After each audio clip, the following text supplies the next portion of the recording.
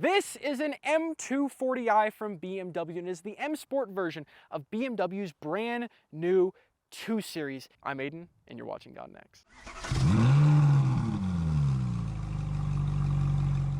All right, now let's start with the powertrain of the M240i. Of course, this is the almighty B58 that BMW uses in over half of their vehicles.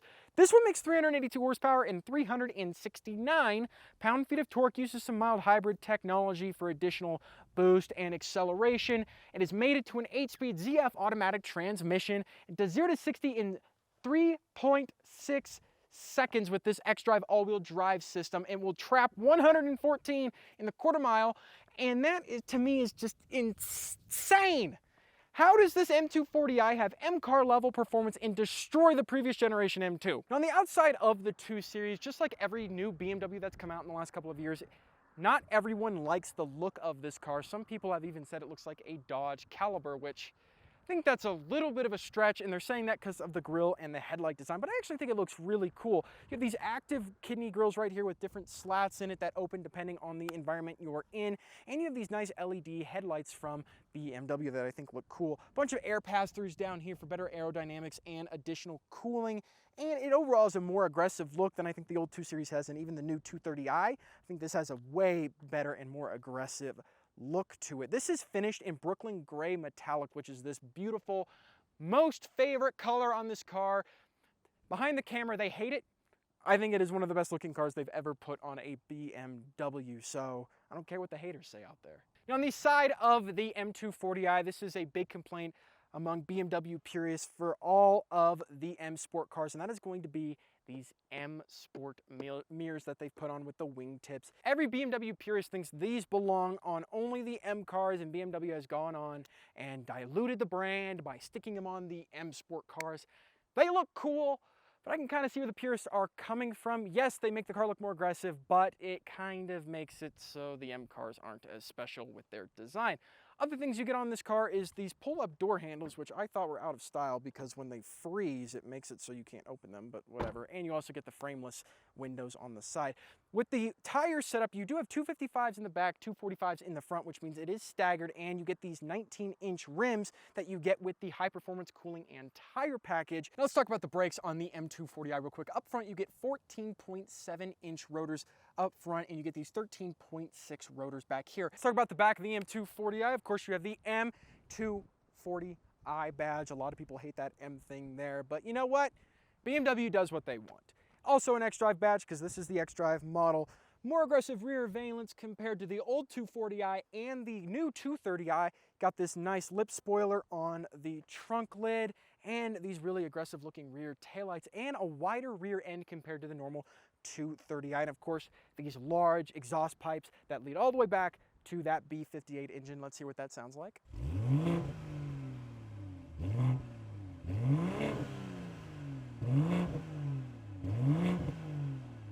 All right, now as for trunk space back here, oh, I thought it was automatic.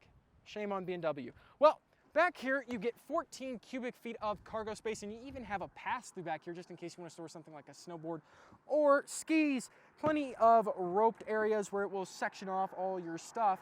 And this one even has a roadside assistant kit with it, which I guess if you need that, there. See? You get an air compressor to fill up your tires just in case they go flat.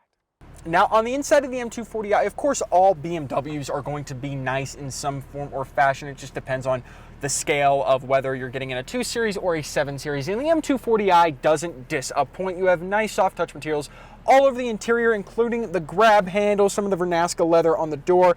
These Vernasca leather seats, which are upgraded from the Sensatec base ones, are nice. And you also have this blue M contrast stitching on them. The steering wheel is also nice and bulky, easy to grab onto if you're going to be using it for track use, and the M Sport steering wheel looks great, and you have this nice piece of leather in the center with the BMW logo and some nice stitching around it. This is also a heated steering wheel, just in case you're interested in that.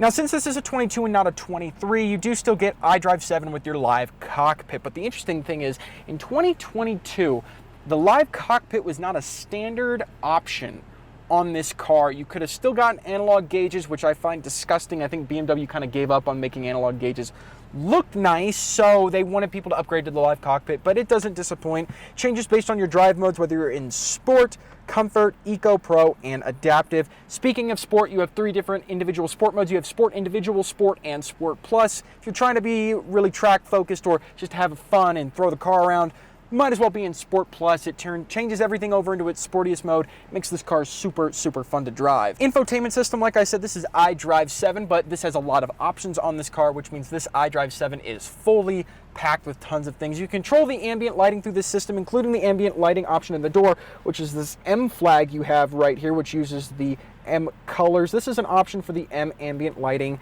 LEDs in the door. You also have wireless Apple CarPlay and wireless Android Auto. And when it comes to the camera systems in the car, it is really advanced. You have a 3D surround view camera, a regular front, rear, and side cameras, and on top of that, you can even load a digitally rendered image of this car and move it around like a bird's eye view. And you can use it for if you're getting into a car wash or parking. It's really, really cool. Heated seats, dual zone climate control, of course, and down here in the center storage area, you have cup holders, 12-volt socket, and a USB Type-A with a wireless charger, which is an option on this car as well, and it even has a light down there to tell you if it's working or not. Center console is a nice size, and it's a nice feeling on your armrest. You have a USB Type-C in here with plenty of space, and in the glove box, plenty of room in there as well. This one also has a heads-up display option on it, and it tells you plenty of information, including driving assist information, navigation information, speedometer, and speed limit information. In this car, this one also was spec'd with the power sunroof. Some BMW owners option it out just because it does reduce your headroom right here just a little bit, and because it adds unneeded weight in the car. I think if I were to get an M240i new, I probably wouldn't spec this option on there, but with this one, it's nice to know you have an option to use it. The back seats are also pretty usable. Yes, it is a sport coupe, but they are pretty usable. They'll have decent legroom back there, not so great headroom, but they do get air conditioning and cup holders, and there is a pass-through for the trunk back there. But yes, the interior of the M240i is nice. Not as nice as something like, I would say, an M340i, which uses some more soft touch materials and has a better ambient lighting setup, like in the regular 330 or M340 or even the M3. But this one is a really nice interior spec with tons of options, and I think anyone who's in love with this brand will like this interior. All right, so driving the M240i, when I got in this car, I was actually really surprised with how fast it is. Dang it, cameraman Matthias, wear your seatbelt.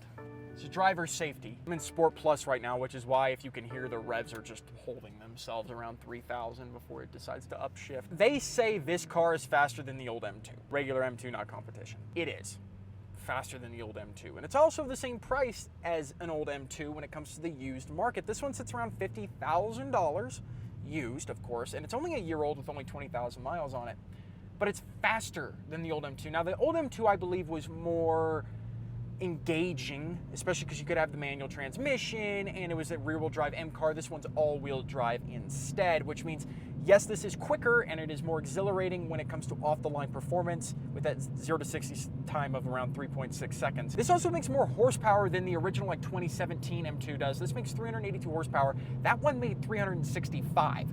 So no wonder this is faster. Plus, this transmission, I think, is a lot more smooth, especially in low-speed driving, just because that dual clutch could be a little clunky at low speeds. This is pretty snappy at low and high speeds, just making sure you're in the right mode. Even downshifting is nice. And the acceleration is there, but I think you lose a little bit of that exciting exhilaration from this being all-wheel drive. You can get this in a rear-wheel drive configuration. It'll actually be cheaper, but I think it allows you to swing this car around corners more, have a little more fun with turning off ESC and just throwing the car around. But if you're looking for that straight line speed, this all-wheel drive system is just great. X-Drive, rear-wheel drive biased, I think it's a great system. I wish there was a little more suspension tuning because the body roll can be a little much. I'm gonna take this corner right here, which is literally a 90-degree corner, and it has some body roll, but it still can lose its rear end, and you can still get it around a corner, which is pretty fun. And it sounds so good on the interior. I know it's piped in, of course, but it sounds so good. That B58 is just a great sounding engine, and it pops and burbles on up and down shifts great engine. I think the powertrain in this car is actually great. This 8-speed paired with that 3-liter, I don't think I'd have it any other way other than slapping another turbocharger on it and calling it the S58. That would be the only other way I have it, which the M2 does that. So if you have a little more spending money, get an M2 if you're looking for a smaller coupe and you don't want an M4 or an M3.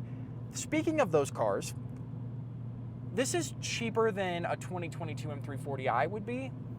But if you're looking for the B58, same transmission, same interior, you can pick up an M340i from around 2020 for about $43 now.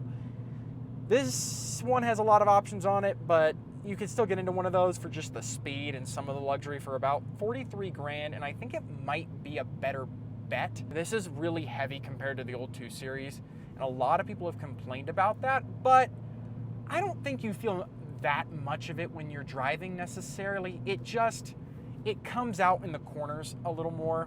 I'm falling in love with this thing because it offers almost everything my 3 Series has, plus the speed, and it makes me want it so badly. Now I'm gonna give a couple of you a really unpopular opinion about this car.